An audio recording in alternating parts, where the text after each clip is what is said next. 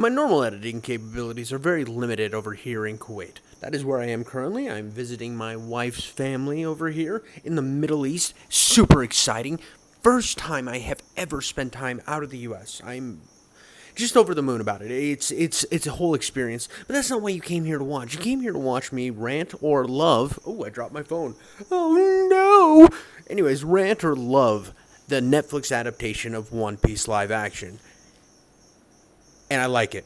I like it a lot. I think it's fantastic. I think it is an achievement. It is a glorious achievement in cinema or TV or whatever you want to call whatever Netflix does. And I couldn't be happier. You see, I remember when I was a young boy, a boy that didn't quite have peach fuzz going on his little family jewels, if you know what I mean. My gonads, my balls. But I went with my dad and my mom and my sister. Me and my dad mainly were the ones who wanted to go. We went to Dragon Ball Evolution. And dear God, was that one of the most atrociously bad, garbage pieces of fucking shit I had ever seen. I remember thinking, well, I mean, Piccolo's kind of cool, but everything else is trash, garbage, fucking awful. And then once again, I remember M. Night Shyamalan, which, hate him or love him, he made some banger movies when he started. I mean, you're telling me you didn't like The Sixth Sense? I say dead people. Great. And then Unbreakable? Bruce Willis's Bulletproof? Come on now. Come on now. Come on. It's great. It's fucking amazing. It really, that movie takes his dick, drops it on the table, and says, this is what a superhero movie should be. And, like, so when he was doing the Avatar Last Airbender live action, I was like, you know, he's had a couple misses lately, but let's give it a shot. So bad. So goddamn bad. I didn't know you could do something that bad. And then here comes other ones, Cowboy Bebop. And Cowboy Bebop, god damn it, they had the perfect setup on how to do Cowboy Bebop. And I know what you're thinking, King Jeffy Coates, what are you talking about? And you're leaving it in the comments, which you should be. You should be commenting on all of my videos. You should be liking or disliking all of my videos. Do it now. So, done with self-plugging. Anyways, so what I'm saying is they simply could have watched the movie The Fifth Element and been like, right there. That's how we're gonna do it.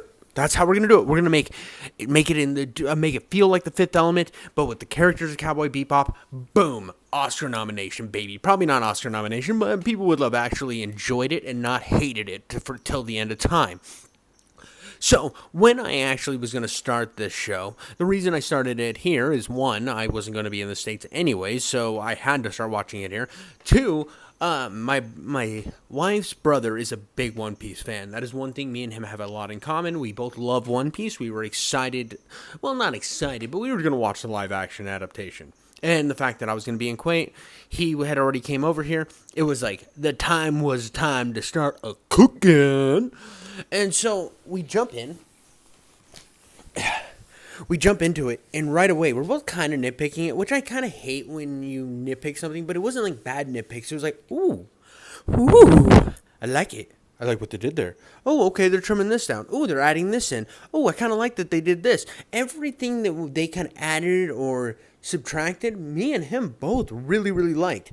And that's crazy because, like, I wasn't going to go into this to try to nitpick the hell out of it. I hate when people do that. I feel like if you're the type of person who watches something and you watch something just to nitpick it, you are an absolute loser and you have nothing better on your hands to do. Because I've seen that like with Starfield, people going into the game just to play it, to be a whiny little bitch about it. It's like, come on, dude.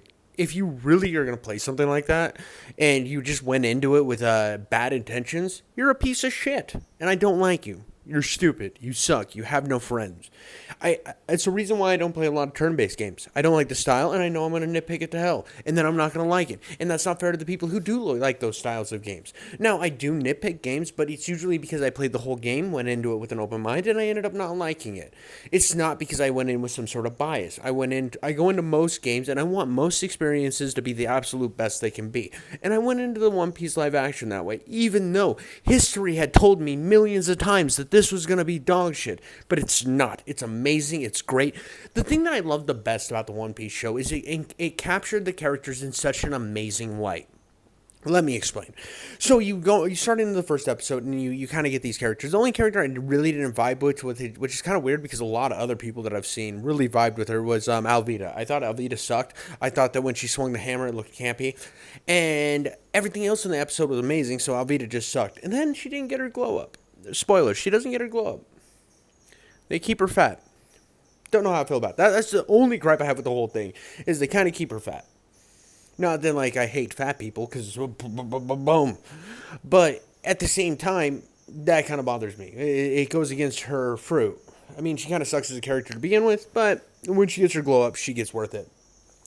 Other than that, everything else started to feel right. When I started jumping in, I was like, how are they gonna accomplish this in 8 episodes? Is it possible? Is this even worth doing? It had this kind of stigma that I thought that it was going to fail. But what they did with the characters is they took those long, stretched out arcs of character development and condensed them in a way that made you feel all of the big moments from the anime or the manga in the TV show without having to stretch it out. And I loved that, especially for these early arcs. Now, the early arcs aren't my favorite. I mean, they got me into the show. The Arlong arc was probably my favorite out of all of them. One of my least favorite battles of the show, they just slop out, which is fantastic. You'll know which one when you get there. Everything that they streamlined, I loved, and it felt like it was better for the characters, better for the storyline. And you could go into this and think, well, they didn't do everything just 100%. Yeah, they're not going to make a show that is 8,872 episodes in Netflix. The fact that they spent $17 million per episode is absolutely insane, and you can tell the money went to good use. And that's what I love to hear. One of my favorite things, I saw an article. Adjustment time, phones going crazy. So, I saw an article that was kind of felt like it was a hit piece at first. Like one of those, like the Halo show.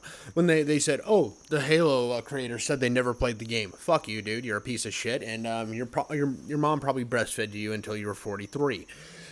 Now, and with the Halo show, they spent ungodly amounts of money. Every episode was trash, and that was a terrible sign. And before I watched this show, I read an article that said One Piece director thought it was just about a rubber pirate. And I was like, oh god, here we go again. We got another one. Time to throw it in the bin. I'm a rapper now. Wow, isn't that incredible? Anyway, so you jump in, and I started reading the article, and it was 100% clickbait. Well, not clickbait, but it was clickbait. It was meant to be rage bait. Because you've seen what happened. Once I jumped in, oh no, the hiccup's back. What shall I do? I will work through it. For the love of my viewers. For the pain in your hearts watching me. Anyways, I read through it, and basically the article breaks down to a quote from him. He said he came home and he said he told his kids he was working on a TV show about a rubber pirate. And his son looks at him deeply, emotionally. And he says, the One Piece? Or One Piece? And he's like, yeah, I think that's what it's called. And his son had read the whole manga during lockdown. And the kid calls up his cousins, and in the thing he said, they told me in uncertain terms, I better not mess this up. So the dad was the dad of and / director knew that he had to do something right, and he did. And you can feel the love in each episode. And I felt like the worst thing that this show did was its previews. The previews for this looked terrible. I'm not gonna lie, it looked campy, it looked crappy. And when you get in the show, all the things you think you're gonna have problems with are ironed out. I don't know why they pulled the footage they did for the trailers, but they're bad. And you get into the actual show, and this is the best show that Netflix has ever put out. I'm willing to die on that hill.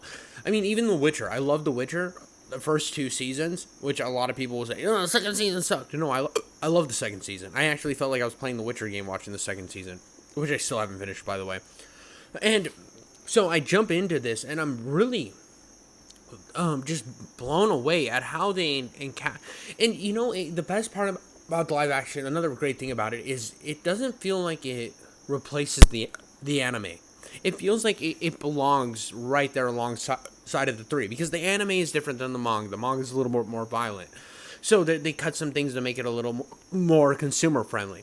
And then the live action brings some of that violence back, but condenses the story so that you're not watching 8,000 episodes just to get through our long.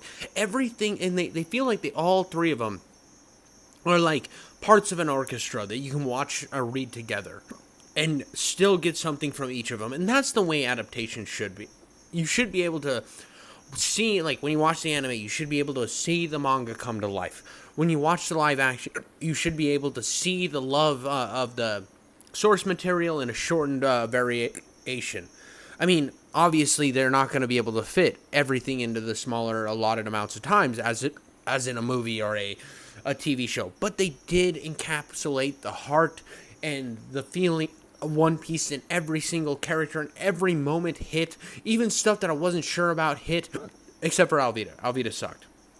But that's all I got for you guys today. I hope you did what I told you to do, like good little patrons, and liked my video, and subscribed, and commented, like good little idiots, just like me, just like Papa King Jiffy Coach says to.